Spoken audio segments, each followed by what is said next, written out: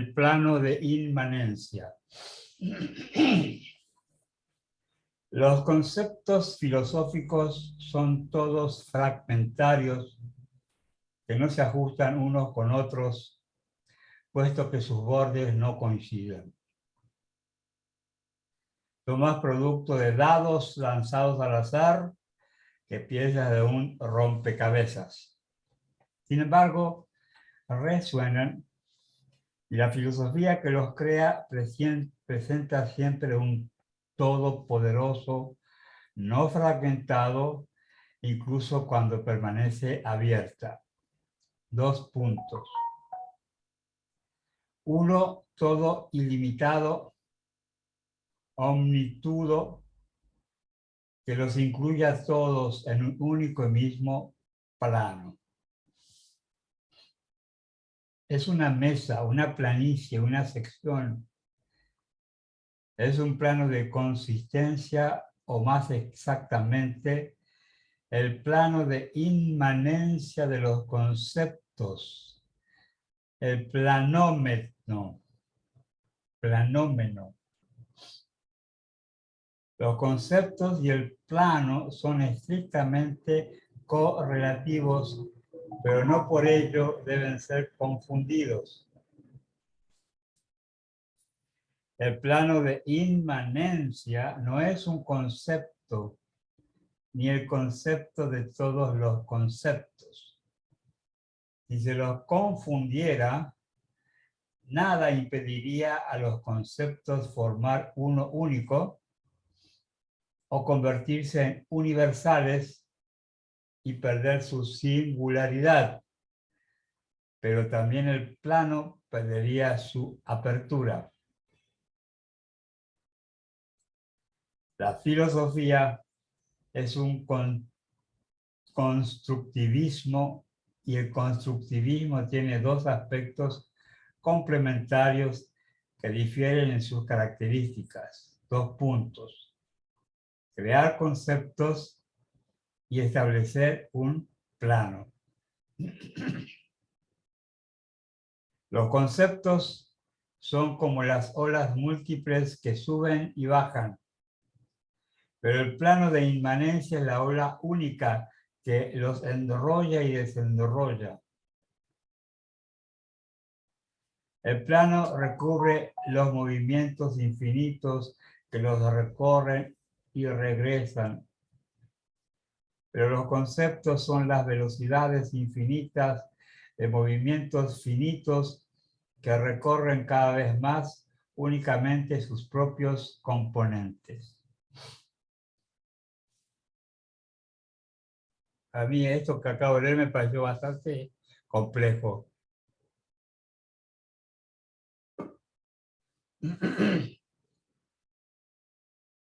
Yo no sé si no conviene que lo lea otra vez. ¿Qué opinan? Sí, sí. Porque acá tiró un montón de ideas, ¿verdad?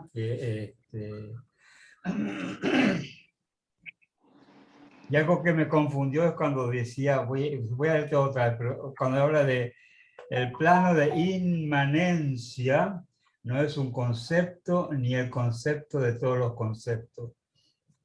Yo entiendo que la inmanencia es lo propio, lo que está en su interior, que es lo que hace que la cosa sea, y el otro sería el otro concepto, lo trascendente, ¿verdad? Lo que se sale de allí. Como que lo inmanente entiendo que se acerca a la idea de la cosa en sí. Y lo trascendente es como el fenómeno, cómo eso se manifiesta. No sé, es lo que me parece, ¿verdad? Pero bueno, voy a leer otra vez esta larga, enorme esta frase. Los conceptos filosóficos son todos fragmentarios que no ajustan unos con otros, puesto que sus bordes no coinciden. Son más productos de dados lanzados al azar que piezas de un rompecabezas. y sin embargo resuenan, y la filosofía que los crea presenta también un todopoderoso, no fragmentado, incluso cuando permanece abierta. Dos puntos. Uno todo ilimitado, coma, omnitudo, coma, que los incluye a todos en un único y mismo plano. Esta sería la filosofía que crea los conceptos. Es una mesa, una planicie, una sección. Es un plano de consistencia, o más exactamente, el plano de inmanencia de los conceptos, el planómeno. Los conceptos y el plano son estrictamente correlativos, pero no por ello deben ser confundidos. El plano de inmanencia no es un concepto ni el concepto de todos los conceptos. Si se los confundiera, nada impediría a los conceptos formar uno único o convertirse en universales y perder su singularidad. Pero también el plano perdería su apertura.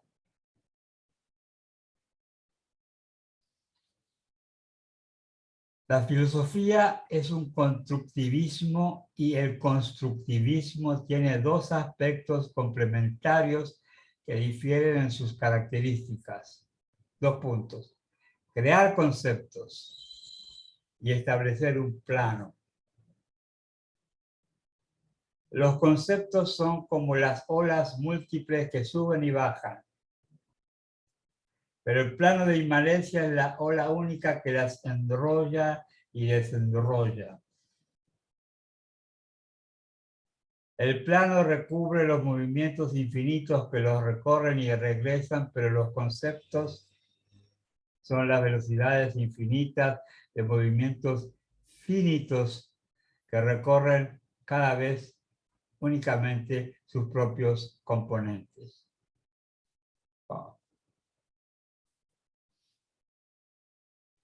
Bueno, Esta cuestión, acá quería hace falta preguntar, nuestros maestros que nos iluminen un poco, ¿verdad? la cuestión del, porque al final está hablando de dos cuestiones, una es el concepto, pero otra es el plano, ¿verdad? Eso es lo que da a entender una Sí. especie de topología cuando habla del plano. Me da la impresión de que el plano, acá habla de la inmanencia, o sea, aquello que es lo esencial, el concepto lo habla como un plano, ¿verdad?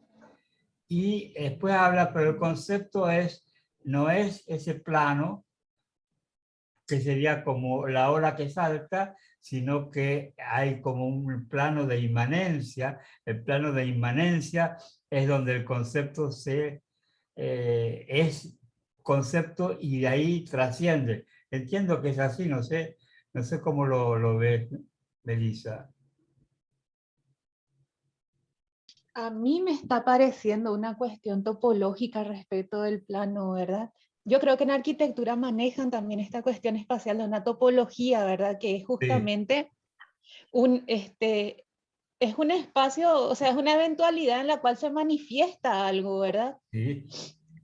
Por eso que yo les decía la clase pasada, es la primera vez que lo estoy leyendo de lleno a Deleuze, ¿verdad? Pero me da la pauta de que el plano es una forma de designar una topología, ¿verdad? Con un plano base o Como una un, como plataforma. un, como un espacio, ¿verdad? Donde como una eventualidad espacial, ¿verdad? Donde se dan los conceptos. Eh, como decía que los conceptos no tienen límites precisos, sino difusos, que a veces se confunden, ¿verdad? Pero como que hay un plano de coincidencia, ¿verdad? Acá dice, la filosofía es un constructivismo. El constructivismo tiene dos aspectos complementarios que difieren en sus características. Uno es crear conceptos y otro establecer planos. Leo, ¿verdad? Continúo. Los conceptos son como las olas múltiples que suben y bajan. Pero el plano de inmanencia es la ola única que las enrolla y desenrolla. Es como que es un nivel de mayor, digamos, mayor dominio. No sé si es así. Acá Celia está conectándose. Bueno. Acá al final dice, el plano recubre los movimientos infinitos que los recorren y regresan, pero los conceptos son las velocidades infinitas de movimientos finitos que recorren cada vez únicamente sus propios componentes. Continúo la lectura. Desde Epicuro a Spinoza, entre paréntesis, el prodigioso libro quinto. De Spinoza a Michaud. El problema del pensamiento es la velocidad infinita, pero esta necesita un medio que se mueva a sí mismo infinitamente. El plano, el vacío, el horizonte. Es necesaria la elasticidad del concepto, pero también la fluidez del medio. Ambas cosas son necesarias para componer los seres lentos que somos. Bienvenida, Celia. Hola, ¿cómo están? ¿Todo bien? Gracias. Sí, Bueno, todo bien. muy bien. Bueno, estamos en la página 40. Ya les sigo. Los conceptos son el archipiélago o el esqueleto más columna vertebral que cráneo, mientras que el plano es la respiración que envuelve esos isolat, esos grupos aislados.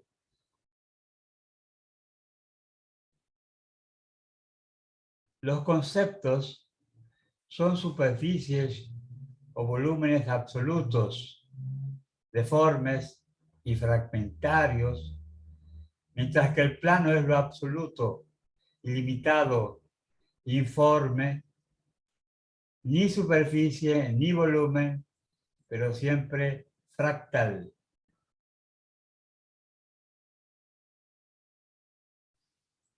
Los conceptos son disposiciones concretas como configuraciones de una máquina, pero el plano es la máquina abstracta cuyas disposiciones son las piezas. Voy a leer este concepto último, ver esta frase. Los conceptos son disposiciones concretas como configuraciones de una máquina.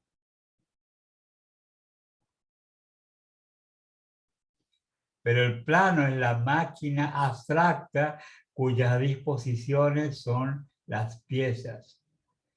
Los conceptos son acontecimientos, pero el plano es el horizonte de los acontecimientos, el depósito o la reserva de los acontecimientos puramente conceptuales. 2 puntos.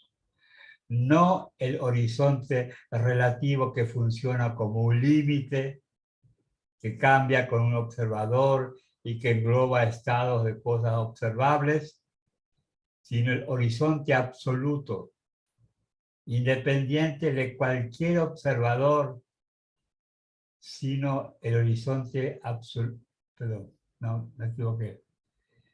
No el horizonte relativo que funciona como un límite que cambia con un observador y que engloba estado de cosas observables, sino el horizonte absoluto independiente de cualquier observador y que traduce el acontecimiento como concepto independiente de un estado de cosas visible donde se llevaría a cabo. Bienvenido, Mauricio, ¿cómo estás? Hola, ¿qué tal todos? Bien, bien, con un poquito de frío en Santiago, pero muy bien. Bueno, acá está un poquito fresco también, pero pienso que ustedes en ese aspecto nos ganan, ¿verdad? Sí, siempre tenemos esos récords absurdos los chilenos. Bueno, acá hoy Todo tenemos... récord que no sirve, claro. Todo récord que no sirve, Chile está punteando ahí en esas cosas. Ay, bueno. Mauricio, estamos acá intentando, como nos faltan ¿Ya? nuestros Maestros de ceremonia, maestros, ¿verdad? Que nos iluminen un poco. Estamos tratando de entender esta parte de acá. Estamos en la página 40. voy por ella de inmediato. Y la página 40 habla de dos situaciones claves. Por un lado, habla de los conceptos en sí, y por el otro lado, habla de un plano sobre el cual teóricamente se desarrollan los conceptos. Es un plano de inmanencia y hasta ahora estamos tratando de entender en qué consiste uno y otro, ¿verdad? Es muy geométrico todo eso, ¿no? Planos, Es muy puntos. geométrico. Sí, para mí resulta fácil pensarlo como geometría. El tema es que los conceptos no tienen límites definidos. Claro. Y ahí es cuando se complejiza todo, ¿verdad? Un poco el tema. Bueno, leo un poquito antes de donde estaba. Dice, los conceptos son disposiciones concretas como configuraciones de una máquina, pero el plano es la máquina abstracta cuyas disposiciones son las piezas. Los conceptos son acontecimientos, pero el plano es el horizonte de los acontecimientos, el depósito o la reserva de los acontecimientos puramente conceptuales. Dos puntos. No el horizonte relativo que funciona como un límite que cambia con un observador y que engloba estados de cosas observables. No, sino el horizonte absoluto, independiente de cualquier observador y que traduce el acontecimiento como concepto independiente de un estado de cosas visible donde se llevaría a cabo.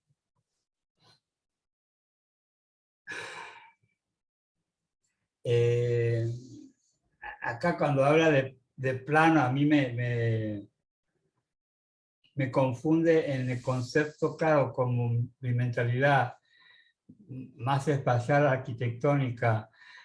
El plano siempre es un plano de referencia y acá este plano es un horizonte infinito. Y antes decía que era como una gran ola que envolvía a las pequeñas olas que eran los conceptos. Los conceptos eran como olas y venía una gran ola que las envolvía a todas y ese era el plano de inmanencia. Bueno, continúo con la lectura. Los conceptos van pavimentando, ocupando o poblando el plano palmo a palmo, mientras que el plano en sí mismo es el medio indivisible en el que los conceptos se reparten sin romper su integridad, su continuidad. Ocupan sin contar. La cifra del concepto no es un número. O se distribuyen sin dividir. El plano es como un desierto que los conceptos pueblan sin compartimentarlo. Son los conceptos mismos las únicas regiones del plano, pero es el plano el único continente de los conceptos. Creo que Mauricio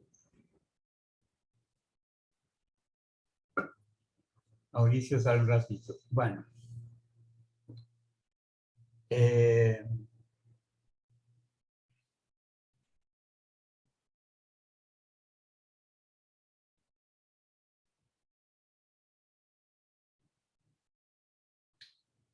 Da la impresión acá, la última frase que leí dice así. El plano es como un desierto que los conceptos pueblan sin compartimentarlo. ¿Será acaso ese plano aquello que hace que el concepto pueda tener un referente que lo sustenta, ¿verdad? Se me hace muy complejo. Yo pienso mucho también, también pienso mucho en términos espaciales como usted, arquitecto. Sí. Saltó por ahí Baruch de Spinoza, y la geometría espinociana justamente no es una geometría espacial, es una geometría ontológica. Es una geometría, a ver un poco, lo que yo leí, ¿viste? Vieron que yo no saco extractos para trabajos específicos, ¿verdad? Pero lo que yo entendí en la geometría espinociana no es una geometría, vamos a decir, de física, ¿verdad? Sino que es una geometría que va, mira, para hacerlas cortas, yo creo que Hegel, por ejemplo, no iba a existir sin la geometría espinociana, ¿verdad? De un ser que va manifestándose, pero es una, yo no sé si acá Deleuze está empezando a hablar en esos términos, ¿verdad? Porque yo tampoco me puedo quitar la noción de espacio, pero hay una cosa muy importante también respecto a lo que es, nosotros queremos, por ejemplo, muchas veces identificar también lo que es un plano con una forma, ¿verdad? Una forma que de vuelta nos lleva a una geometría, pero espacial, ¿verdad? Cuando, por ejemplo, para Aristóteles era ya también el tema de la forma un atributo del ser, ¿verdad? Creo por ahí estoy tratando porque mi cabeza también está en lo espacial, lo cual no está mal, ¿eh? No está nada mal. Al contrario, es un camino. A ver si me ayudas, Melissa, con esta idea. Yo creo que Spinoza habla más bien de matemáticas, de aritmética, que de geometría, ¿verdad? Sí, lo que pasa es que él, mira, lo que yo leí de él, ¿verdad? Yo en donde leí más, lo que yo leí de él fue el conatus, ¿verdad? Y el tema del conatus del deseo, él no explica en términos espaciales, ni siquiera aritméticos. Él habla de cuestiones ya que tienen que ver con impulsos, ¿verdad? Con fuerzas, o sea, vamos a entrar más en el campo más bien, pero es para hacer una analogía nada más, un campo más bien de la física, ¿verdad? Porque a Spinoza le utilizan hay muchos físicos que se remiten a Spinoza, pero desde su lectura física, ¿entienden? Solamente que como presté oído a ella, escuché no estoy teniendo el texto acá a mano ahora en la oficina, pero escuché lo de Spinoza, ¿verdad? Lo de Spinoza, yo estudié el conatus, pero el conatus se da en cuestiones de fuerza, ¿verdad? Eso fue lo que me sorprendió justamente respecto de esta geometría spinociana, ¿verdad? Sí. Eh, yo no sé cómo hacer, no sé si a Mauricio o a Patricia le pasa lo mismo, que tenemos mentalidad de arquitecto, ¿verdad? Y que todo lo organizamos de acuerdo a nuestras referencias habituales. Pero ¿cómo podemos hablar de un plano que no sea un plano homogéneo, que sirva siempre como referencia, ¿verdad? No entiendo, me cuesta no entender eso, ¿verdad? Él habla acá de un plano que es como una gran ola que viene y envuelve a todos los conceptos que serían pequeñas olas, ¿verdad? Así dice por ahí antes, ¿verdad? Bueno, Yo lamentablemente no alcancé a escuchar todo porque se me cayó la señal, por eso me salí y entré nuevamente. ajá, Así que no es mucho lo que puedo opinar. Lo que alcancé a escuchar es que, y me parece que por eso también es que Deleuze es muy usado, o si es que se pudiera hablar de uso, en arquitectura, porque muchas de las ideas que proponen, y que quizá eso también hace el piso de buena parte del pensamiento contemporáneo, son metáforas materiales, físicas, digamos. O sea, cuando habla de rugosidad, de textura, de borde, está tratando de incorporar conceptualizaciones o producir conceptualizaciones a partir de propiedades de la materia que pudieran tener un correlato de alguna manera en el ámbito del pensamiento, es decir, que pudiera uno explicar ciertas operaciones de la filosofía o de lo que sea que se esté tratando a partir de esas características. O sea,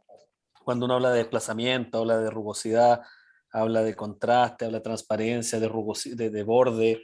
Me parece que es una de las aportaciones que hace esta como materialidad del pensamiento, es una de las aportaciones que hace Deleuze. O sea, cuando leíamos el otro día el tema de los conceptos, son solo características materiales las que está definiendo. Y que por eso también a uno se le hacen de cierto modo digerible y quizás a los arquitectos nos da un poco de susto porque nos resulta demasiado físico, demasiado próximo. Dice, ¿no será que estamos errando en lo que quiere decir y está queriendo decir otra cosa?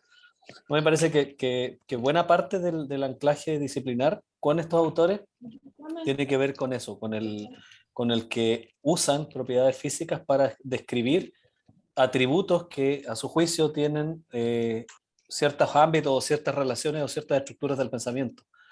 En ese sentido, personalmente creo que no hay que tener esa suerte de miedo disciplinar del error, porque me parece que justamente es una filosofía que se vale de cosas que son muy propias de nuestra disciplina, entendiendo que la arquitectura de un otro modo, el quehacer de la materia y sus peripecias nos es bastante propio, digamos.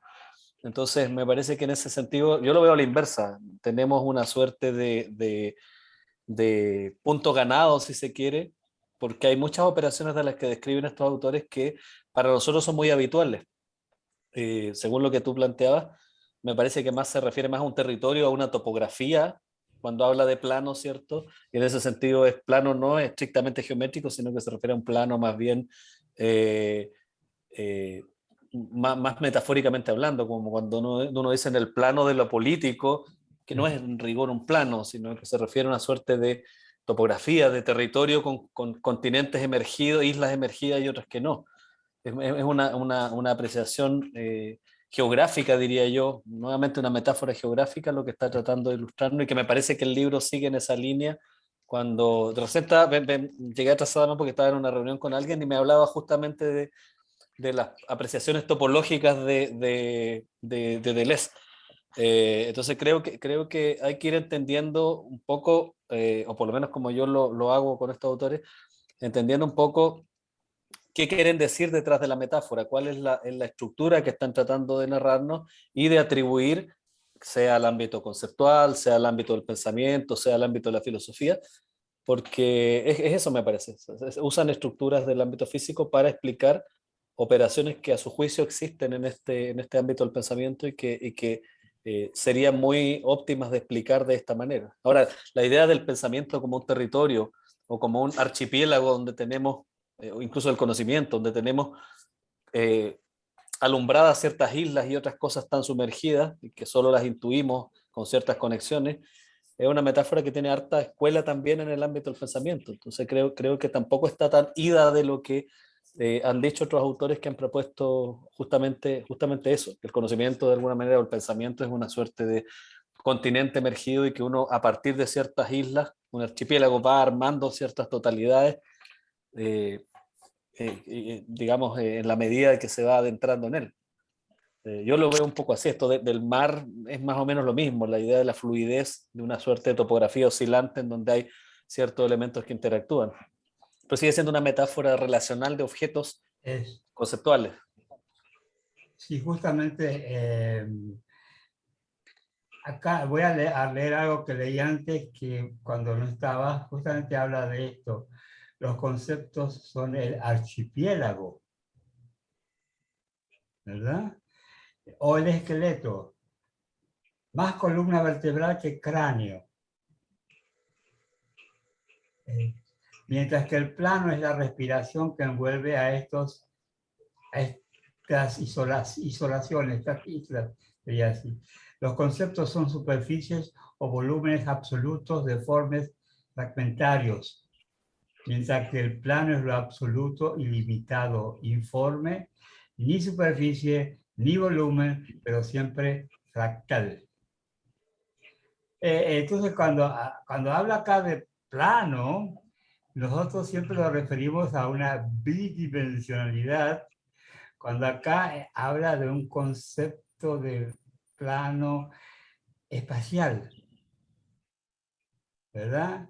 Como que ahí sí cuando se me hace complejo porque de repente habla de ese plano como lo inmanente, y como que lo inmanente es lo que subyace como esencial de algo, entiendo que es así, y lo trascendente es como se manifiesta ese algo trascendiendo, saliendo para afuera como fenómeno. Entiendo que es así. Entonces el concepto sería lo trascendente, ¿verdad? Manifiesto, ¿verdad? Pero desde un nivel de inmanencia o desde donde surge. Bueno, A ver, ¿yo puedo agregar algo? sí, por supuesto. Para mí que hace referencia, sí, a conceptos que tienen que ver con arte, con arquitectura, con planos y todo eso, ¿verdad? Ajá. Y hace referencia a este señor Francis Bacon, el pintor, que no es Francis Bacon, nuestro Francis Bacon conocido, ¿verdad? Y como este señor hablaba justamente cuando se le preguntaba de qué es lo que representan tus trabajos, tus figuras, ¿verdad? Y respondía con una suerte de metafísica a este estilo. Y como Deleuze hizo referencia a este señor, ¿verdad? Que los planos son, o sea, que le dan característica a las cosas, que no necesitamos una figura bien delimitada para poder darle sentido a las cosas. Entonces, así como dijo el compañero, el plano político de repente nos da cierta perspectiva sobre cierto tema, ¿verdad? Pero nos da nomás cierta perspectiva, pero, ¿cómo te voy a decir? La interpretación real la ponemos nosotros. Gracias a ese plano que se nos da ahí, que se nos marca en el horizonte, sin que la figura tenga una figura concreta. Ahí me surge una duda con este pensamiento que está diciendo Celia. El uso del concepto de plano, la pregunta es, ¿por qué no usa espacio en vez de plano? Es decir, en vez de plano político, ¿por qué no hablamos de espacio político? No es arquitecto. Porque eso es lo que no, de verdad, a mí porque claro, mi mente tal vez arquitectónica es más esquemática, ¿verdad?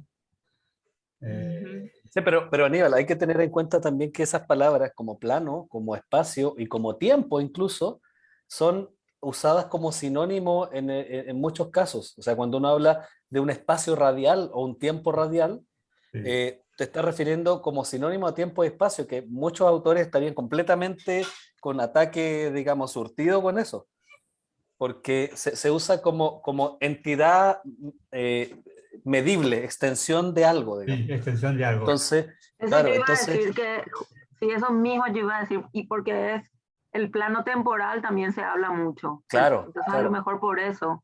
Son engendros verbales, básicamente, que se refieren a una unidad de todo compuesta por elementos o en la que caben ciertas cosas. Entonces, hay que tener también en cuenta la traducción, quizá cómo lo planteó en francés o no sé qué, pero yo creo que se refiere más bien a eso, a una topografía, a una superficie, a un espacio, a una dimensión extensible. Me hace acordar la definición de la Católica de Valparaíso de arquitectura, una extensión orientada que da cabida. Creo que se refiere a eso, a un ente totalitario más o menos definible, digamos. Entonces, cuando uno piensa en un plano, también lo podemos entender como una lámina que flota, ¿cierto?, dentro de un espacio. Es un plano curvado, plegado dentro de un espacio, pero que, claro, para uno como arquitecto lo entendemos como un objeto en el espacio, ¿cierto? O el espacio del blanco de la lámina, cuando uno se refiere a un papel, Sí. también habla como espacio, siendo que en términos más formales sería un plano. Creo yo que hay ahí un tema como de la sinonimia un poco forzada que acostumbramos, un poco a la rápida que acostumbramos a hacer entre plano, espacio, tiempo, y que por ahí va un poco, me parece, el asunto. Ahora, una cosa que tú leíste que me pareció súper interesante también, es que esta suerte o sea, hay una suerte de emergencia de los conceptos a partir de un plano que sería abstracto, digamos, que sería como el plano base, el background, no topográfico, donde emergerían estas suertes de entes puros, por decirlo.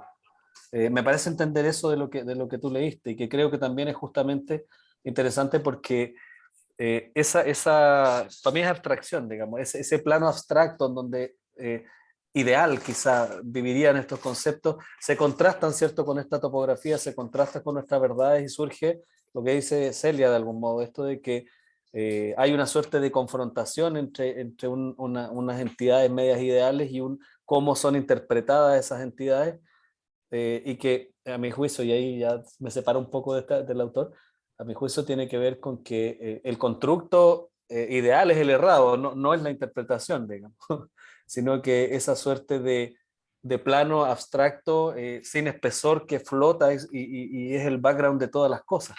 Me parece que eso es justamente lo que nos genera el problema, digamos, porque bastaría con aceptar que hay, y es súper aburrido lo que estoy diciendo, bastaría con aceptar que hay múltiples interpretaciones de cosas y que ese todo absoluto no es tal. Por supuesto, estoy yendo contra toda la escuela filosófica con lo que estoy diciendo, pero me parece que justamente esa confrontación entre topología o topografía y, y ese constructo neutro, abstracto, inmutable por la realidad, digamos, eh, que sería ese absoluto buscado por los filósofos, es justamente lo que nos produce esas peripecias, ¿cierto?, de interpretación, cuando Nietzsche se pregunta qué es una palabra, y dice, es un genérico, es un constructo que, por ejemplo, la palabra hoja no describe a ninguna de todas las hojas existentes, pero sin embargo pretende ser la medida para determinar si una hoja es o no hoja. O sea, esa capacidad humana que tenemos de fabricar constructos eh, digamos, conceptuales y con eso medir la realidad y suponer que la realidad es la que está errada, digamos, entendiendo la realidad como lo que percibimos físicamente, con todos los defectos que podemos tener de percepción y que ya los conocemos, digamos. Pero esa confrontación es, creo yo, donde se da justamente la cuestión interesante y es la que me parece que está arrinconando a estos autores desde uno a otro lado. Cuando empezamos a ver por qué el plano, que es plano, no es plano realmente, sino que tiene unas rugosidades. ¿Por qué el concepto que pareciera estar definido, parece ser un nu platónico, si lo dijéramos en términos materiales, pareciera que no es tan solo platónico, sino que es poroso, y lo revestimos cada uno, como decía Celia, de ciertas interpretaciones? Con esta última idea cierro. Anteayer estábamos conversando con el grupo de investigación de Brasilia, con Rosana, y un chico, no era con el grupo, era cuando estaba mostrando el logotipo del grupo que estaban haciendo. Y un chico mostraba una proyección de una imagen sobre una fachada de un artista, qué sé yo, como el mapping se llama eso hoy en día, ¿cierto? Proyectar con un gran data sofisticado sobre un edificio, ¿cierto? Y hacer que se muevan imágenes y corran sobre eso. Me hacía pensar esa imagen, justamente que buena parte de lo que hacemos en el ámbito del lenguaje es revestir a ciertos elementos o ciertas cosas de un significado que no le es necesariamente inherente, que no está en la cosa, sino que es una manera de revestir, de recubrir de ese significado y operar a través de eso. Es decir, como que si plastificáramos los objetos como una suerte de guante de significado, y con eso los podemos mover, como si no pudiéramos tomar la realidad a mano literalmente, digamos. Entonces esa suerte de capas de significado son las que se confrontan con lo tocable directamente, esta suerte de doble topografía, donde una es abstracta, neutra, y que la parimos a punta de razón, con la otra que es más orgánica y que es mucho más especulativa, digamos, y que depende en última, como decía Celia, de lo que cada uno ha experienciado como ser en el mundo, de lo que quiera que eso sea. Yo pienso que sí, acá evidentemente lo que se está reafirmando con todo esto es, en primer lugar, que hay algo esencial, o acá habla de el plano de inmanencia, ¿verdad? En el concepto, pero después está su borde que es rugoso, impreciso, nebuloso, y todo esto que estaba diciendo, Mauricio, me hizo recordar mucho justamente a la idea de Nietzsche, que el concepto no existe, o más bien que lo que hay son aproximaciones o metáforas, las palabras son metáforas que rodean las cosas, pero que no las tocan, ¿verdad? O sea, como esa indefinición de, claro, la verdad pura no existe, qué sé yo, estamos rodeando, dándole vueltas. Entonces, si acá el plano de inmanencia se llama este capítulo, sería qué es lo inmanente del concepto o ese plano, y qué sería lo trascendente. Hasta ahora no quedó claro lo trascendente en cuanto a enunciado, pero da la impresión de que lo que trasciende es lo que nosotros tal vez entendamos del concepto, y lo inmanente queda un poco a una interpretación o un sentimiento, no sé, y sería algo así, ¿verdad? Bueno, si les parece, continúo leyendo. Los conceptos van pavimentando, ocupando o poblando el plano, palmo a palmo, mientras que el plano en sí mismo es el medio indivisible en el que los conceptos se reparten sin romper su integridad, su continuidad. 2 puntos. Ocupan sin contar la cifra del concepto, no es un número, entre comillas, entre paréntesis, perdón. Ocupan sin contar la cifra del concepto, no es un número, o se distribuyen sin dividir. El plano es como un desierto que los conceptos pueblan sin compartimentarlo. Son los conceptos mismos las únicas regiones del plano, pero es el plano el único continente de los conceptos. El plano no tiene más regiones que las tribus que lo pueblan y que se desplazan en él. El plano es lo que garantiza el contacto de los conceptos con unas conexiones siempre crecientes, y son los conceptos los que garantizan el asentamiento de población del plano sobre una curvatura siempre renovada, siempre variable.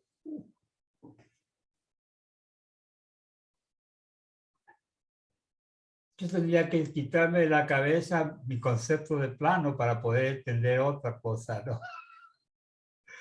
Porque siempre es un plano referencial, y acá el plano es aquello que se mueve, ¿verdad?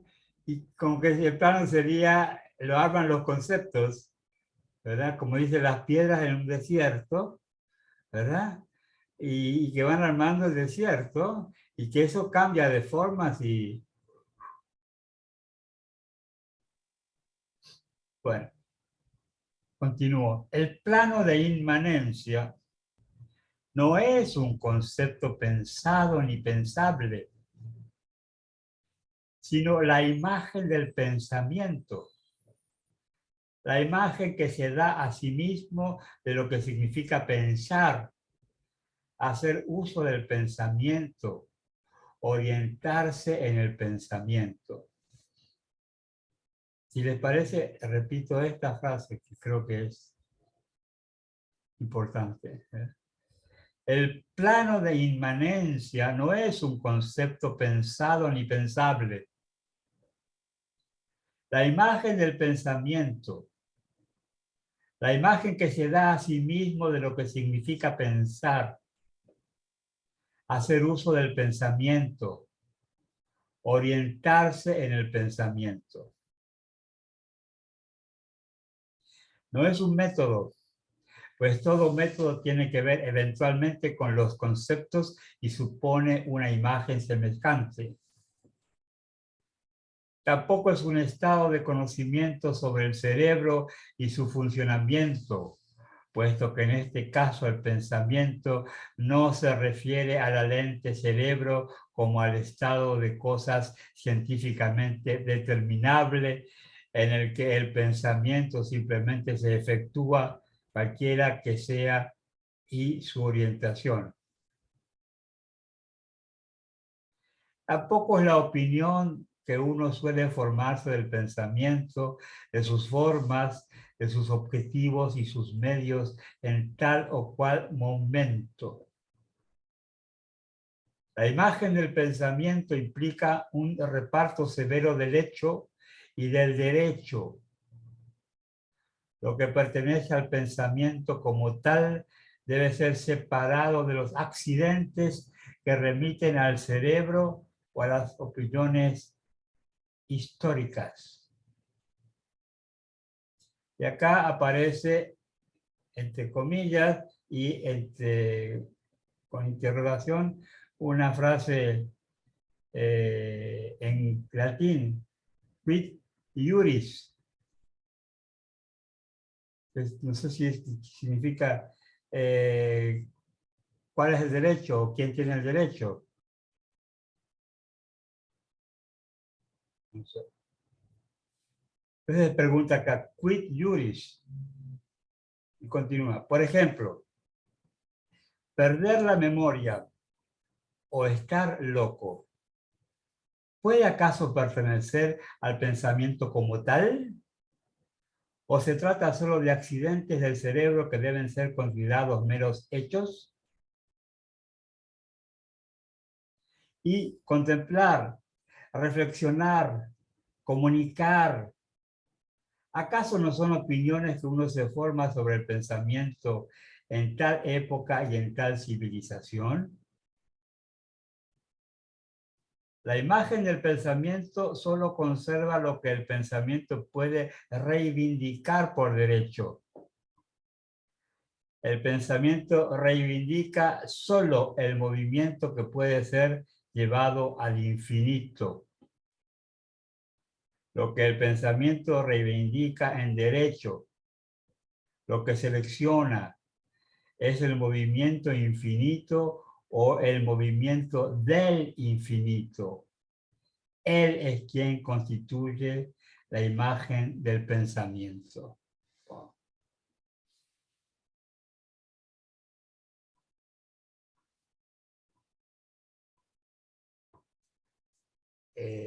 Hay algo que me llama la atención en esto y es que jamás tuve conciencia o jamás se me ocurrió pensar qué es el pensamiento. Y cómo uno usa ese concepto y esa palabra tan alegremente, ¿verdad? Pero, ¿qué es el pensamiento? No sé, y acá está hablando de eso.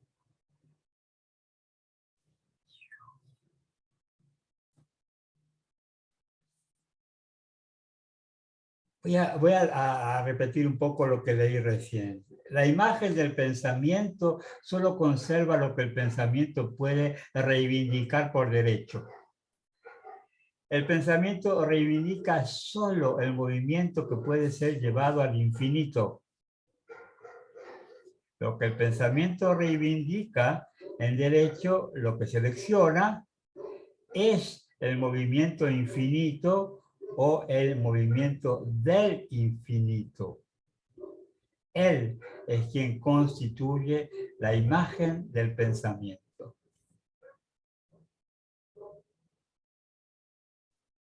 O sea, el infinito el que constituye la imagen del pensamiento. Exactamente. O sea que es una amplitud inmensa la que determina el pensamiento. Algo así. Es ilímite, ¿verdad? No tiene límite. Y en una parte donde no entendíamos lo que era el plano, a mi parecer, según interpreto yo, el plano está relacionado con el pensamiento y el pensamiento no tiene límites. Es ahí cuando dijo que era el plano, ¿verdad? Entonces, ahí, en ese territorio mental que es indefinido, es poroso, es ahí donde fluyen los acontecimientos y no tienen forma y por eso no podemos definirla. Lo que es para mí no puede ser lo mismo que para vos, porque lo que es para mí está relacionado con mi historia y mi experiencia. Entonces ahí es cuando no existe una verdad verdadera para todos, sino que todo es relativo y no puede existir una realidad absoluta para todos. Como que la lectura o la mirada va a variar de acuerdo a lo que cada uno experimenta o de acuerdo al referente de cada uno. Y a cada uno otra vez su huella o su historia le determina para ver las cosas en una forma distinta a la de otro ser humano o la de otra persona. En una cuestión ya que está hablando, como dijo el compañero, usa materia física para comparar con pensamientos o darle forma al pensamiento. Y lo que acontece de acuerdo a lo que nos constituye internamente. Me parece que todo ese palabrerío que utilizó estaba utilizando esos términos muy abstractos, pero era para definir lo que ocurría dentro de nuestro pensamiento. Por eso es tan abstracto parece, pero usa cosas comparables para poder definir lo que ocurre con nuestra imaginación mental, ¿verdad? Da para pensar cosas muy raras todo eso. A mí me suena raro porque, por ejemplo, ahora se me ocurre algo que nunca antes me hubiera ocurrido, como, ¿puedo yo pensar algo más allá de mi pensamiento? Y tal vez me acordé de nuestro amigo Wittgenstein, cuando dice que los límites, para él es fácil, ¿verdad? Los límites de mi pensamiento coinciden con los límites de mi lenguaje. Creo que ahí más o menos podemos, ¿verdad? Pero la pregunta que surge ahí es, ¿conocemos todo nuestro lenguaje? ¿Cuáles son las palabras? ¿Cuántas palabras conocemos de las que conocemos? Ay, sí, complejo, bueno. Pero interesante, ¿verdad? Tu lenguaje o nuestro lenguaje está determinado de vuelta por nuestra experiencia o el mundo que vivimos o la multiplicidad de mundos que logramos vivir o experimentar en nuestras vidas. No es lo mismo un ser que se haya criado en un pueblito que no tiene una ruta, que está ahí aislada, incomunicada, que una persona que ha experimentado, ha viajado mucho o ha leído mucho en su vida que otro. Entonces, en ese tipo de pensamiento es que uno puede llegar a pensar una multiplicidad de cosas más de lo que piensa de acuerdo a la experiencia que va pasando. Impresionante. Yo creo que sí. Entonces, leo la última frase para continuar con, hay un punto aparte, dice, termina esa frase larga, lo que el pensamiento reivindica en derecho, lo que selecciona es el movimiento infinito o el movimiento del infinito. Él es quien constituye la imagen del pensamiento. Punto. Y comienza la otra frase. El movimiento del infinito no remite a unas coordenadas espaciotemporales que definirían las posiciones sucesivas de un móvil y las referencias fijas respecto a las cuales éstas varían. Orientarse en el pensamiento no implica referencia objetiva ni móvil que se sienta como sujeto y que en realidad, en calidad de tal, desee el infinito o lo necesite. El movimiento lo ha acaparado todo y ya no queda sitio alguno para un sujeto y un objeto que solo pueden ser conceptos. Voy a repetir esta última frase. El movimiento lo ha acaparado todo y ya no queda sitio alguno para un sujeto y un objeto que solo pueden ser conceptos.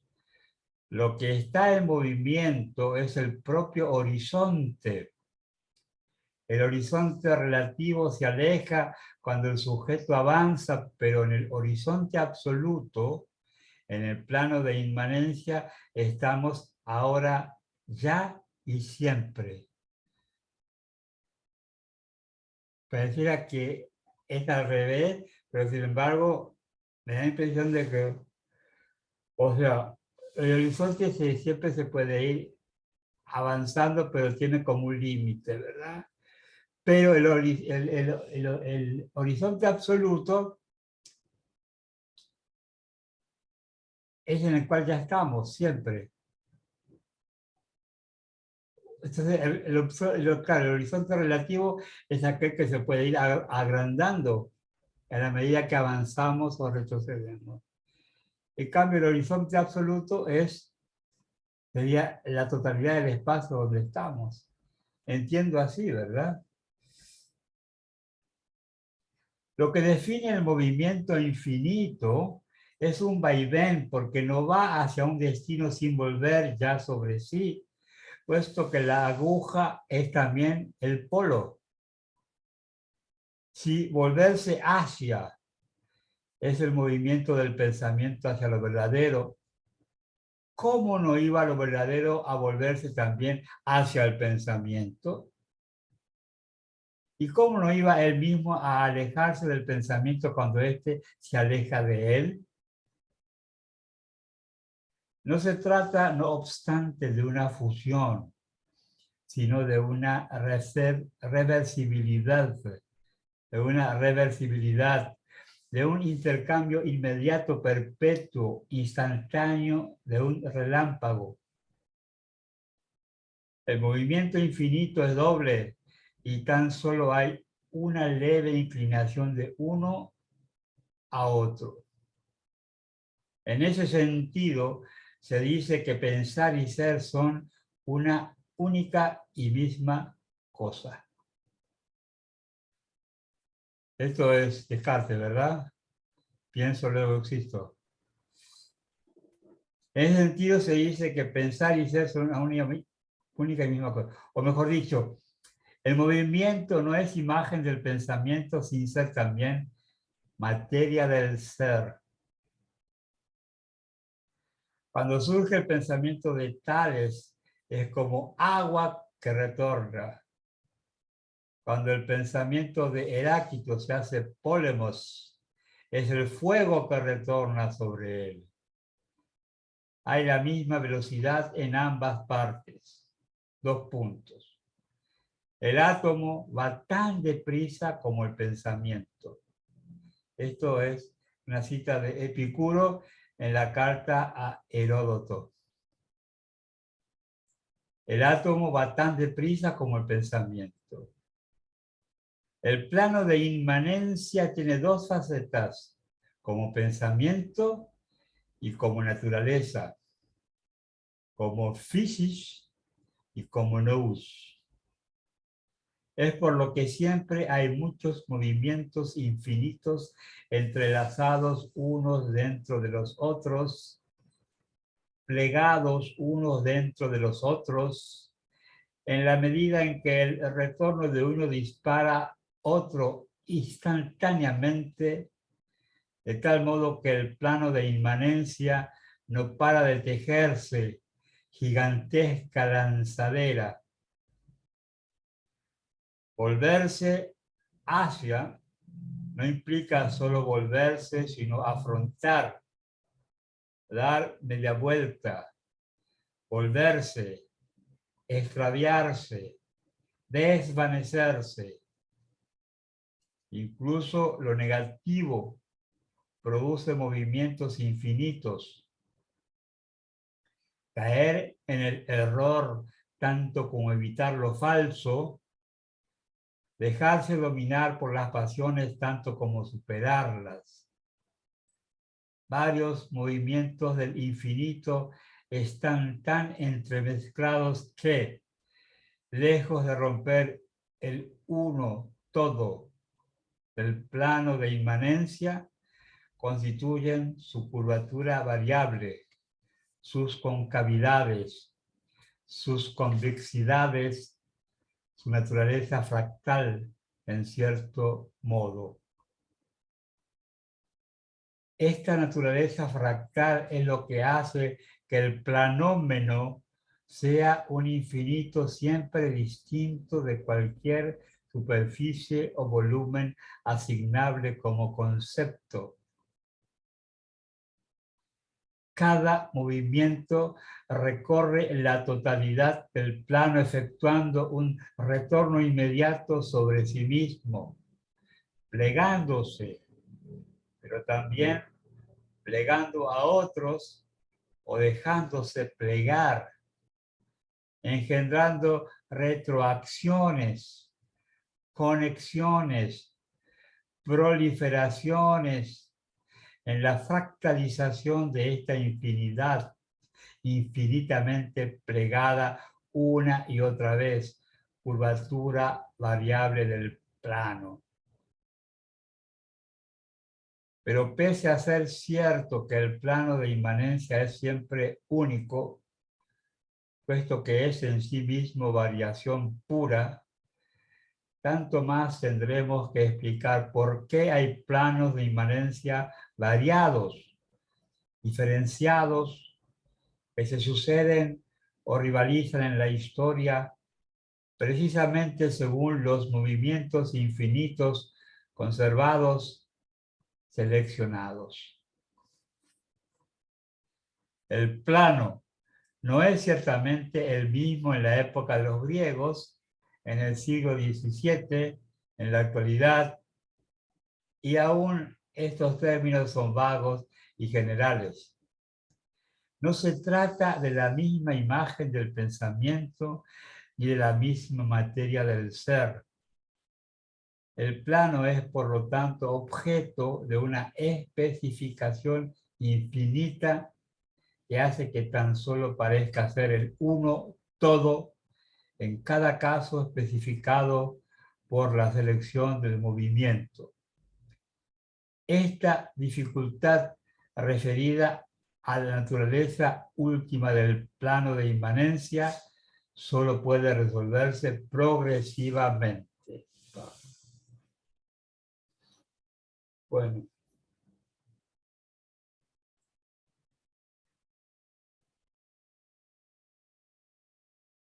Yo tengo la impresión de que acá con este texto es el último de Deleuze y tengo la impresión de que hace mucha referencia a sus ideas previas. Es como que me da la impresión, ¿verdad?, de que para poder sumergirse en esto, habría que tal vez haber leído un poco antes al Deleuze previo, ¿verdad? Porque esto de repetición y diferencia, que él decía de que lo que se repite es igual y a su vez es diferente de lo anterior, ese tipo, ¿verdad? Todos esos pensamientos que que él había propuesto y que ahora aparecen acá como dando un orden a todo esto complejo, ¿verdad? Y me recuerda a Nietzsche, que decía que el hombre es un eterno retorno, que vuelve a repetir las mismas cosas, pero que no son las mismas. Al volver a repetir ya es diferente, pero que la vida es un eterno retorno. Va, viene, pero cada vez que viene de vuelta ya es diferente. Algo cambia y que nunca es igual. Antes se pensaba que una persona no cambia y ahora con Deleuze tenemos que un ser es cambiante, eh, va cambiando con las situaciones que van experimentando. Vuelve a lo mismo, pero ya nunca de la misma forma. Yo creo que en ese sentido es lo que habla del fluir, ¿verdad? De que todo fluye, pero vuelve a lo mismo, pero ya no igual, ya no de la misma forma. Sí. Entonces uno puede cambiar hasta el último momento en que va a morir. Es mentira que uno no cambia. Lo que me llama la atención es cómo acá él hace referencia, acá en esta frase cuando dice, el plano no es exactamente el mismo en la época de los griegos, en el siglo XVII o en la actualidad, ¿verdad? O sea, lo que me llama la atención es esa referencia histórica, ¿verdad? Como un dato que habitualmente él no está usando, ¿verdad? Está hablando de épocas, de historias y de pensamientos. Creo que Melissa Dudé quería decir algo. Sí, Melissa. no, quería nomás pedir en primer lugar disculpas porque voy a estar también en la clase de filosofía, estoy en la facultad también, pero hay una cosa muy importante que puse en el chat que por lo menos a modo de googlear es importante que vean, él tiene una articulación demasiado fuerte con Baruch de Spinoza. Ajá. Todo lo que estoy escuchando tiene que ver con yo no sé si el link está ahí, ¿verdad? Pero justamente el Sí, está problema acá. de la expresión del ser en Sí. Spinoza. Ajá. Tiene que ver mucho eso, ¿verdad? El tema de la geometría, como les dije, es una cuestión ontológica. Lo que pude escuchar entrecortado son muchas remisiones a Spinoza. Él fue uno de los estudiosos más vamos a decir, más minuciosos de Baruch de Spinoza. Entonces, para tener una breve referencia también, ¿verdad? A lo que él, yo entendí el conatus gracias a lo que él había dicho en esta obra del problema de la expresión, ¿verdad? Y solamente que no sé si el link les va a llevar a eso, ¿verdad? Pero es importante tener nomás, como le dije, a pie de página, ¿verdad? Y Spinoza por algo es muy utilizado también en cuestiones de física, ¿no? Y bueno, eso era lo que quería recalcar. Yo estoy aquí y allá, les comento, esto me apasiona y acá me están estirando la clase también, pero voy a seguir escuchando hasta donde pueda, ¿sí? El plano elástico. Estoy en no sé cuántas dimensiones ¿En ya. qué plano estás? Melissa. Oye, Un saludo por parte del profe. Porque me Ese es el interesa ejemplo acá del plano con la ola. lo que escribiste de las expresiones. ¿verdad? De Spinoza. Ahí Sí, está la la expresión expresión. como en Spinoza. Bueno, Sí. entonces cuando tus alumnos te dejen, nos vas a explicar también eso que es la expresión en Spinoza. Voy a ver si les puedo pasar algo en el grupo, ¿sí? Bueno, Súper. perfecto. Muy bien, Yo gracias. quería comentar una Sí. cosita a propósito de lo que decía, me quedé pegado con la parte anterior donde decía que el pensamiento reivindica solo el movimiento que puede ser llevado al infinito. Quería solamente quizá, lo entendí un poco distinto quizá a lo que plantea Mirta y quizá contrastarlo o relacionarlo con Miyazú, que acordémonos que el libro se llamaba, o sea, tenía la idea de infinitud como cosa muy medular y lo que buscaba Miyazú de algún modo era ese gran afuera, es decir, fabricarse una suerte de trampolín argumentativo, lógico, para llegar al absoluto, a ese gran afuera. Y esa era su vía para zafar de la finitud, ¿cierto? Más allá de la finitud. Si uno entiende en términos de eso lo que el texto, sería interesante pensar que quizá el movimiento, el pensamiento reivindica solo lo que lleva afuera, lo que lleva al infinito, o sea, lo que se despliega de la situación puntual X y parte a ese plano de infinito, a lo que está más allá de las cosas que son meramente limitadas por el espacio, la materia, la física, ¿cierto? El pensamiento en ese sentido reivindicaría o empujaría todo lo que va a ese plano subyacente, digamos, ese plano inmanente que hablaba recién. Pareciera que yo entiendo que lo que quiere decir ahí es que lo que legitima el pensamiento es lo que trasciende hacia esa inmanencia, lo que intenta buscar esa suerte de, dicho en Miyazú, post-finitud o infinito, ¿cierto? Creo que es una lectura que uno podría hacer también de ese párrafo, que era una de las cosas que me interesaba como comentar. Y lo otro era, bueno, me encantó la palabra planómeno, que es una mezcla entre plano y fenómeno, la encontré planomenal. Exacto, sí. y, ¿Y cómo se llama? Y un poco lo que te llamaba la atención a ti en relación a lo que estaba diciendo recién, esto de que el plano no es ciertamente el mismo en la época de los griegos o en la actualidad. O sea, eso me hace pensar también en que lo que él llama quizá plano inmanente está igualmente condicionado por la época, digamos. Es decir, que en ese sentido es igualmente afectado por nosotros, por los pensantes, por nuestras prácticas y nuestras cosas. Y cuando después sugiere que entonces esa búsqueda de ese plano inmanente sigue siendo a lo largo del tiempo y va a seguir como que es una tarea de posta, ¿cierto? Donde una generación le pasa la posta a la otra para seguir.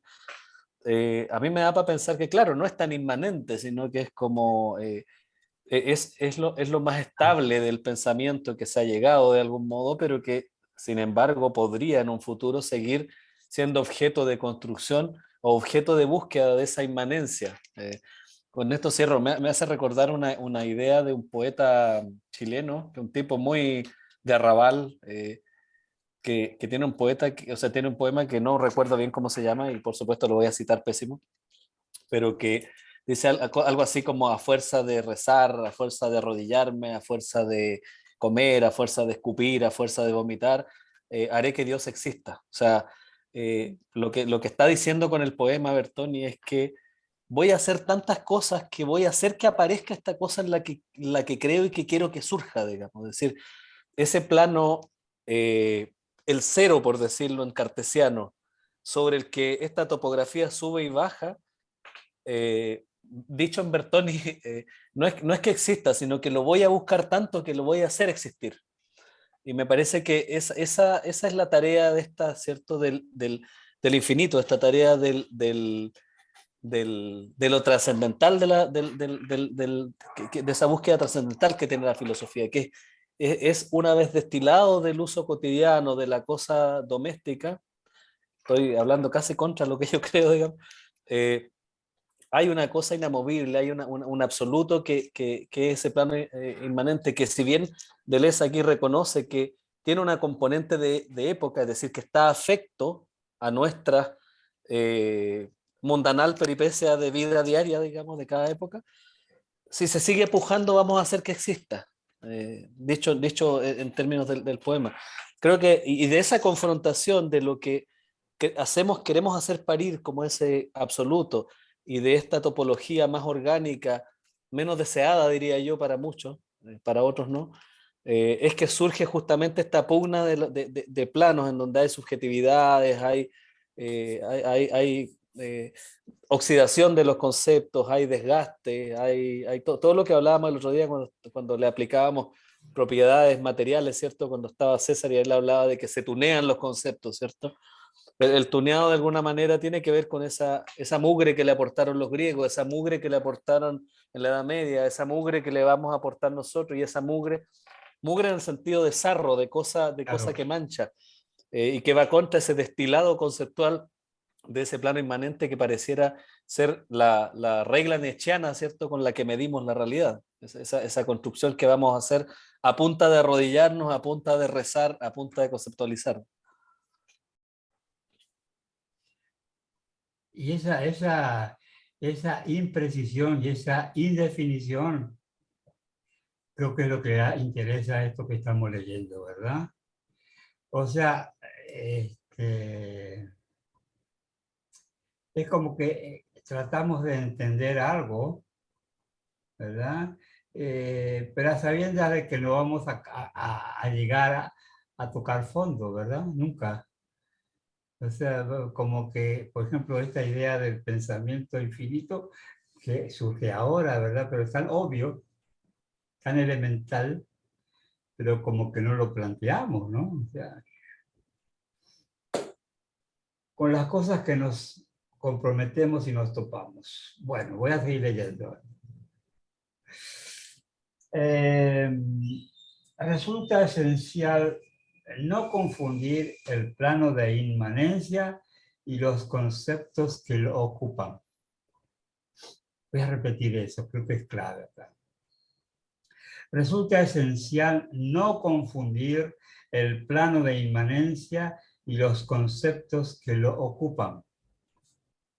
Y sin embargo, los mismos elementos pueden presentarse dos veces en el plano y en el concepto, pero no será con las mismas características, aun cuando se expresen con los mismos verbos y con las mismas palabras. 2 puntos. Ya lo hemos visto para el ser, el pensamiento, el uno. Entran en unos componentes de concepto y son ellos mismos conceptos, pero de un modo completamente distinto del que pertenece al plano como imagen o materia.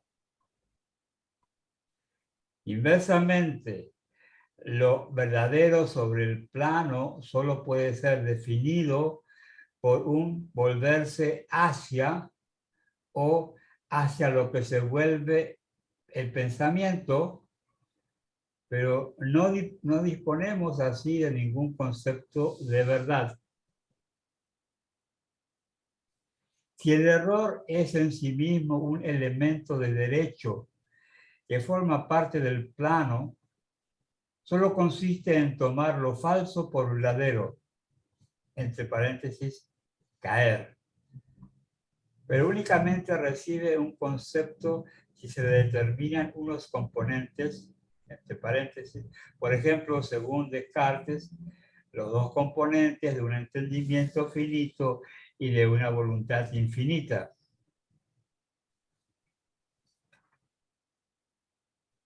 El ejemplo de Descartes es los dos componentes de un entendimiento finito y de una voluntad infinita. Descartes. Así pues, los movimientos elementales del plano solo parecerán definiciones nominales respecto a los conceptos mientras se ignore la diferencia de naturaleza. Pero en realidad, los elementos del plano son características diagramáticas, en tanto que los conceptos son características intensivas. Voy a repetir.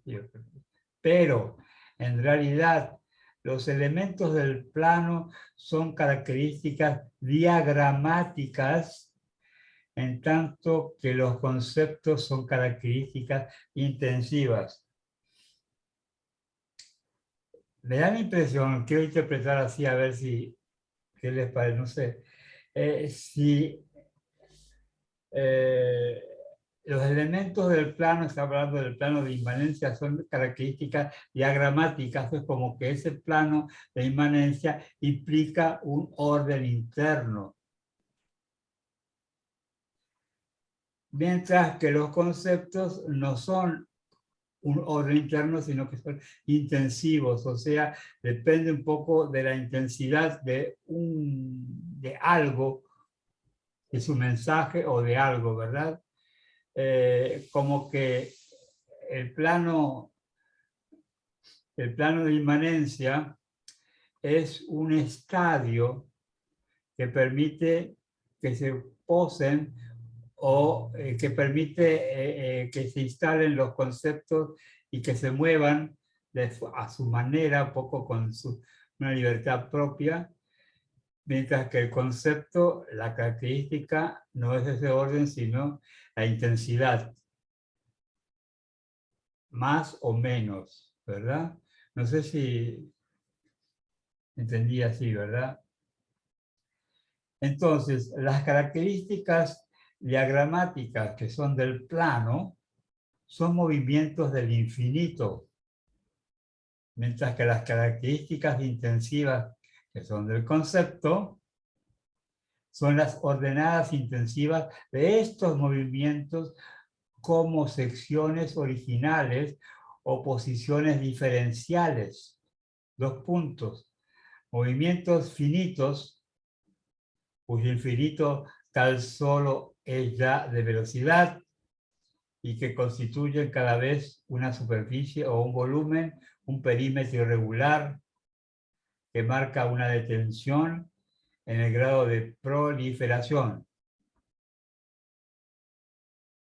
Los primeros, supongo que se refiere a las características, elementos del plano diagramáticos. Los primeros son direcciones absolutas de naturaleza fractal, mientras que los segundos, que serían los conceptos, son dimensiones absolutas, superficies o volúmenes siempre fragmentarios, definidas intensivamente. Los primeros son intuiciones, se refiere al plano de inmanencia, intenciones, intuiciones, perdón. Los primeros son intuiciones, mientras que los segundos, que serían los conceptos, son intenciones de intensidad. Que cualquier filosofía dependa de una intuición que sus conceptos no cesan de desarrollar, con la salvedad de las diferencias de intensidad. Esta grandiosa perspectiva leibniziana o bergsoniana está fundamentada si se considera la intuición como el envolvimiento de los movimientos infinitos del pensamiento que recorren sin cesar un plano de inmanencia.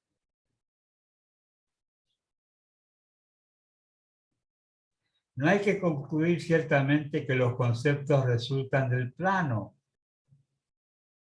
Es necesaria una construcción especial distinta de la del plano y por este motivo los conceptos tienen que ser creados igual que hay que establecer el plano. Las características intensivas jamás son la consecuencia de las características diagramáticas, ni las ordenadas intensivas se deducen de los movimientos o de las direcciones. La correspondencia entre ambos excede incluso las meras resonancias y hace intervenir unas instancias adjuntas a la creación de conceptos, es decir, a los personajes conceptuales.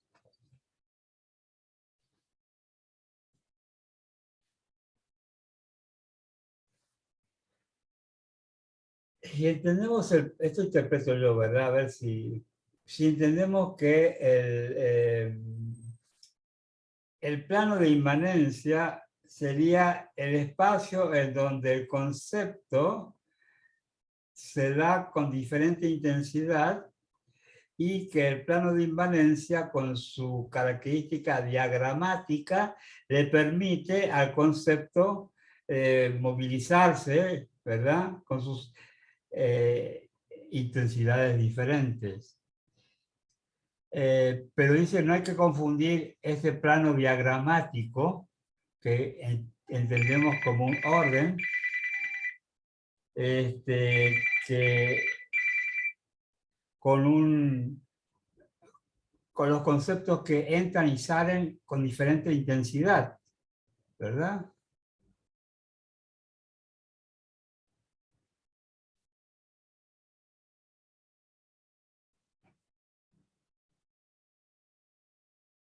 Hasta ahí Está llegó mi complejo, orden.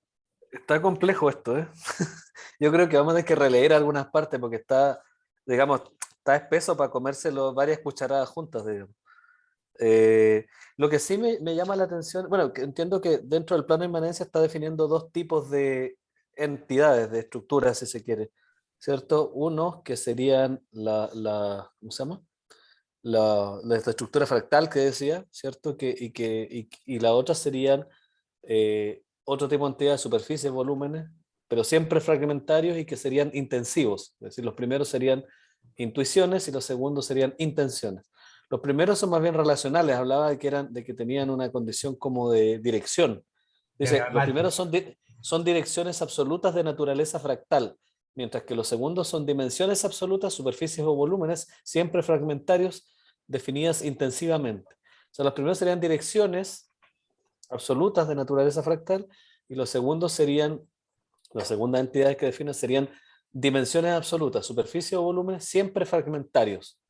O sea, son una suerte de tensiones y nodos de alguna manera, si es que lo pudiéramos describir dentro de este plano.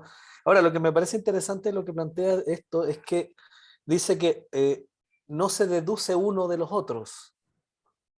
No. Lo plantea un poco más abajo, que no se puede definir, digamos, no son los conceptos resultantes del plano. Y tampoco entonces el plano es dado, lo dice acá, es necesaria una construcción especial distinta de la del plano y por este motivo los conceptos tienen que ser creados, igual que hay que establecer el plano. Y ahí eso nos contesta el tema de los griegos, porque si el plano hay que establecerlo, significa que participamos también de ese establecimiento. O sea, que lo inmanente no es tan inmanente. O sea, de lo que yo entiendo está hablando que no se deriva uno del otro, sino que hay que construir los conceptos, pero también hay que, no usa construir, pero usa establecer el plano. O sea que ambos tienen el carácter de constructo, que creo yo que es tremendamente interesante y además lo relaciono con lo que leíamos al inicio de este autor que decía que la filosofía surgía en la creación de conceptos, pero también en el cómo estos eran combinados, digamos, en el cómo no era solo una cosa de combinar preexistencia, sino que también había que producir las estructuras. Lo estoy relacionando exactamente con eso. Es decir, el plano ese no es dado, sino que de alguna manera el plano de inmanencia, de alguna manera también lo co-construimos, ¿cierto? Desde el momento en que lo definimos, acá lo plantea, ¿cierto? En el momento de establecer el plano, dice, no hay que concluir, perdón, ciertamente que los conceptos resultan del plano.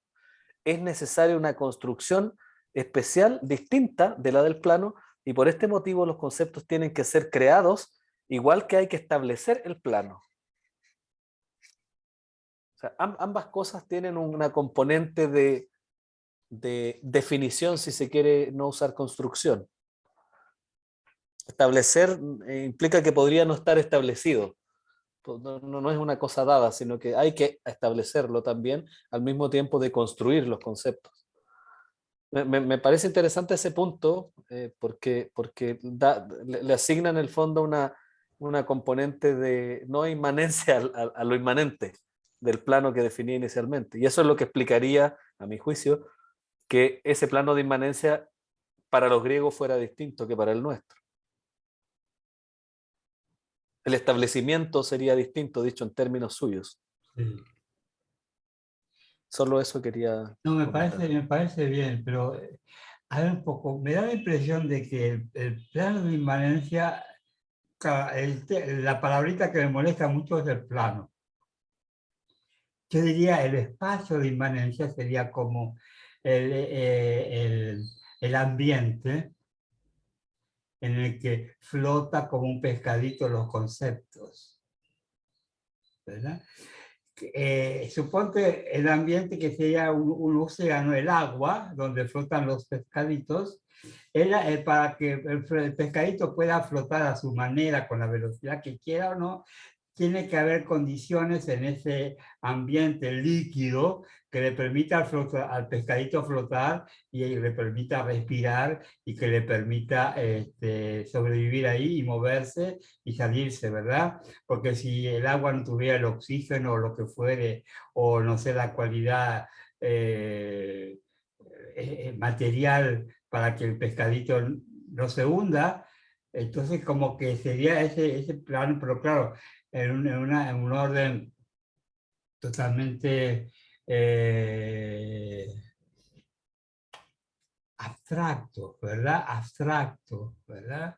Porque habla de una diagramático y de fractales. Fractales está hablando de un orden matemático interno que le da sentido y orden a todo eso, ¿verdad? No es cualquier espacio, sino que un diagramático. Pero habla de ahí de la intuición. Eso es lo que me parece muy extraño, el concepto de intuición, mientras que el concepto, sí, lo veo claro como si fuera el pescadito con la intensidad, que puede ser un pescadito chiquitito o puede ser un tiburón, algo así, y que puede nadar en ese plano de inmanencia. No sé, lo tuve que asociar tipo dibujos animados para poder captar que son conceptos muy abstractos, ¿verdad? Porque cuando habla del concepto, habla de intensidad y habla de velocidad, habla de mucha velocidad, ¿verdad? Y antes había leído que decía como que los conceptos eran como las pequeñas olas que dan vuelta, olas, olas, olas, olas, hasta que de repente aparece una gran ola y las envuelve a todas. Y esa gran ola que las envuelve a todas sería el plano inmanente. Entiendo así, no sé qué piensa Patricia, qué piensa Celia, qué piensa Jonathan, bienvenido Jonathan, o Mauricio, ¿verdad?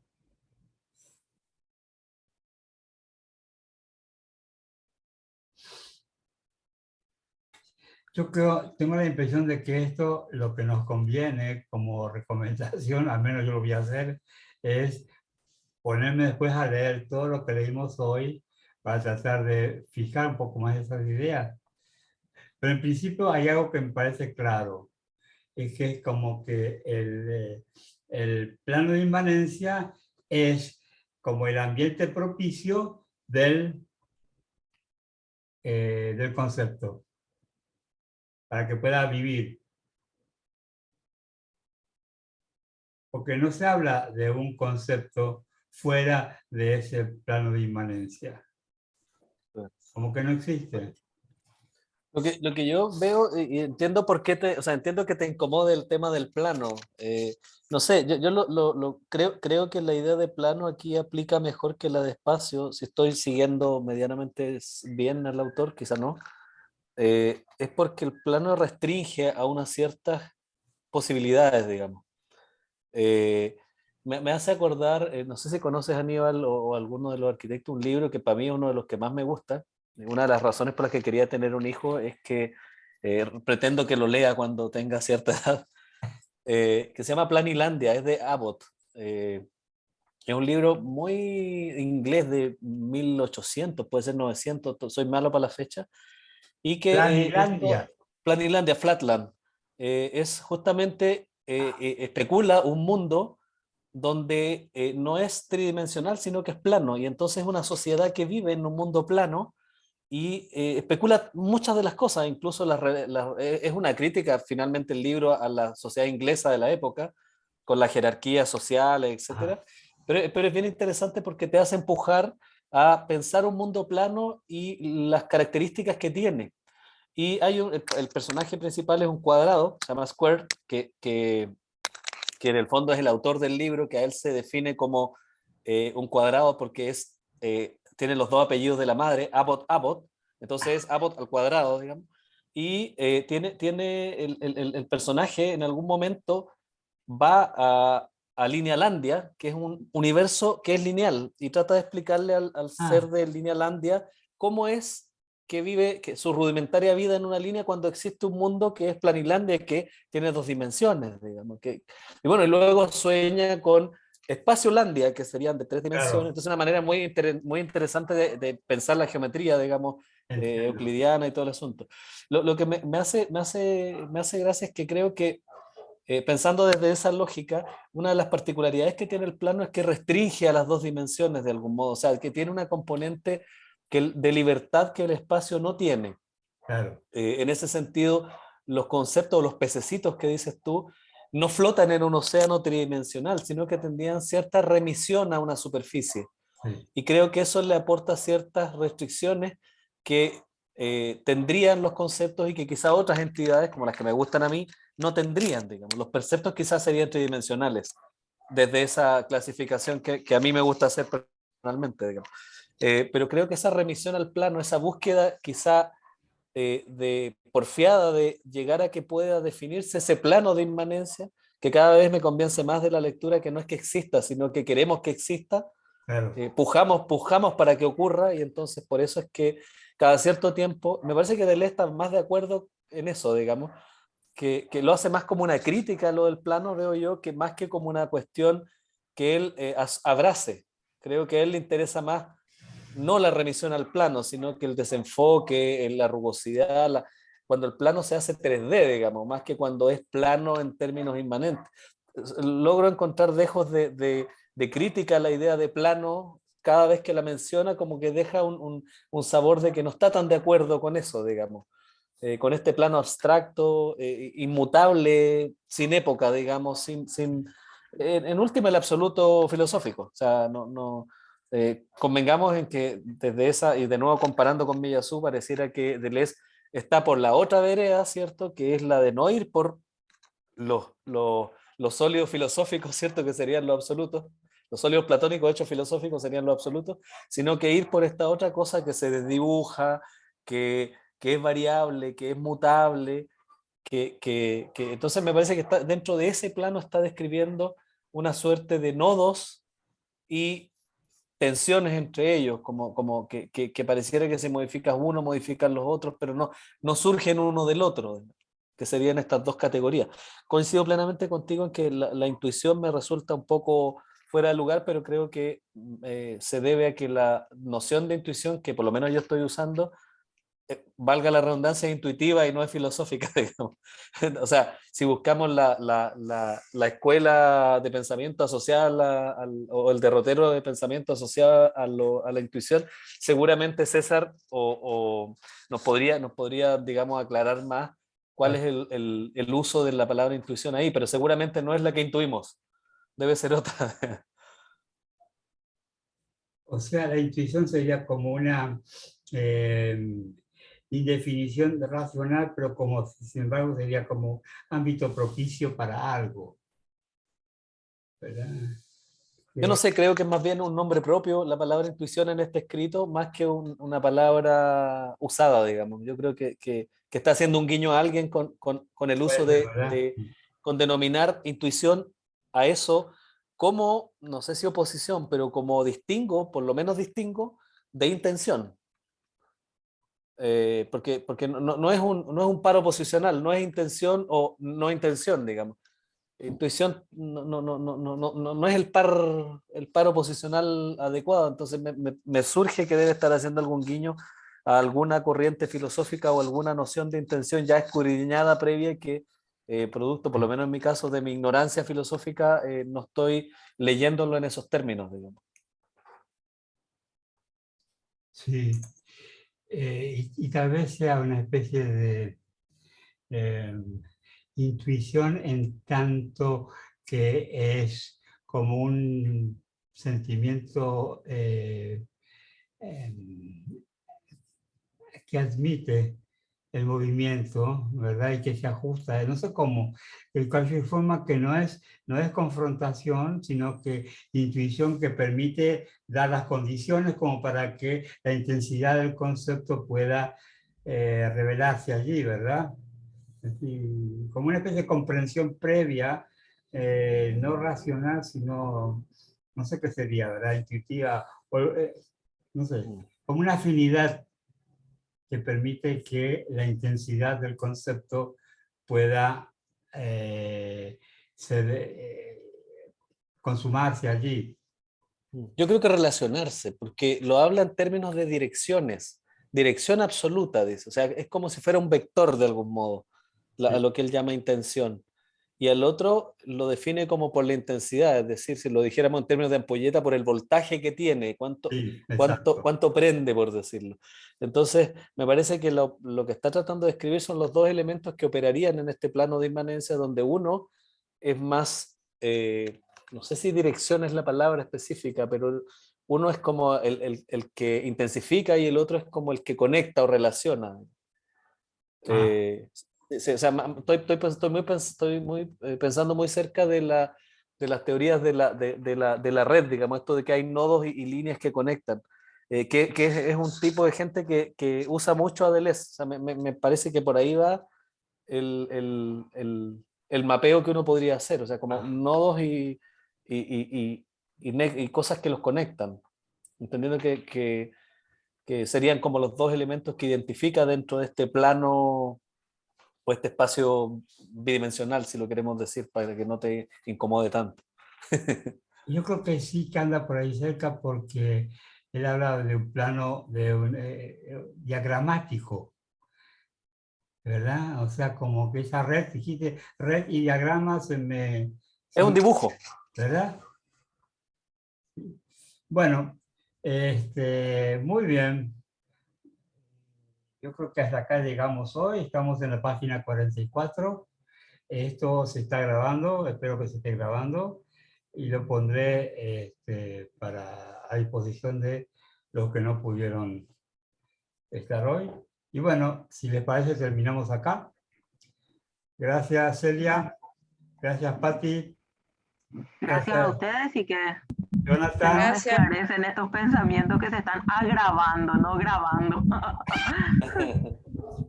Gracias, Mauricio. Yo y entendí lo que aplicate dijiste, bien. se está agravando. Está grabando, claro. Empeoran cada día. Bueno, ok. Muchas gracias. Chao, chao. Gracias a todos. Nos Un vemos. gusto.